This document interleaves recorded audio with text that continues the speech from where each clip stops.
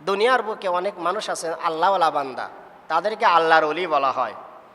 বাংলাদেশে তো আল্লাহর ওলির অভাব নাই। একবার যদি কোনো মানুষ চিন্তা ভাবনা করে আমি একবার পীর সাহেব নাম ধারণ করব, সবচাইতে সফলতম ব্যবসা হচ্ছে পীরগিরি ব্যবসা।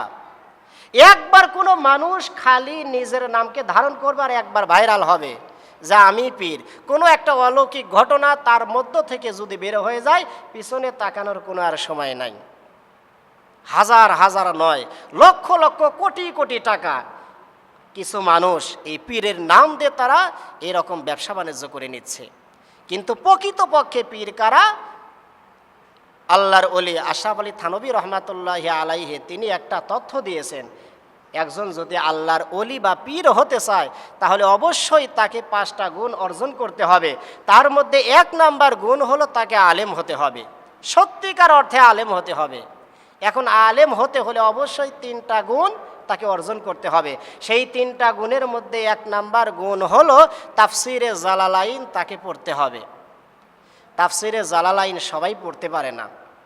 আমাদের ক্লাসে যখন পড়াইছে আমরাও প্রথম পর্যায়ে বুঝতে পারি নাই, কেননা আমরা যখন সূরা কাউসার তেলাওয়াত করি, এইখানে আল্লাহ তাআলা বলছেন ইন্না আ'তাইনাকাল কাউসার, এর অর্থ হলো হে নবী নিশ্চয় আপনাকে আমি কাউসার দান করেছি। এটা হচ্ছে একেবারে সহজ সরল অনুবাদ।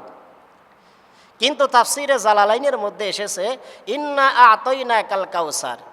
প্রথম পর্যায়ে আমরা অনুবাদ শুনলাম নিশ্চয় আমি আপনাকে কাউসার দান করেছি, কিন্তু তাফসিরে জালালাইনের কিতাবের কথা হলো হে মুহাম্মদ নিশ্চয় আপনাকে আমি কাউসার দান করেছি। এখন কাউসারটা কি? হুয়া নাহরুন ফিল জান্নাহ, এটা হচ্ছে জান্নাতের একটা নদী। আও হুয়া হাউদুহু, অথবা এটা হচ্ছে জান্নাতের একটা প্রসবন, একটা ঝর্ণা।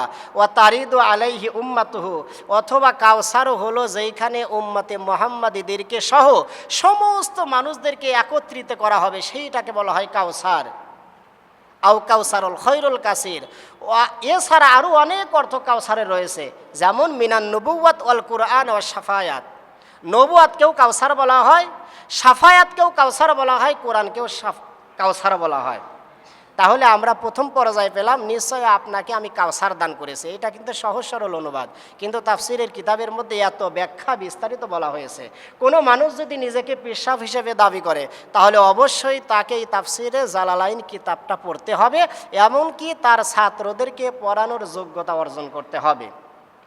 এরপরে মিশকাত শরীফ আছে। মিশকাত শরীফের মধ্যে জের জবর পেশ কিছুই দেয়া নাই।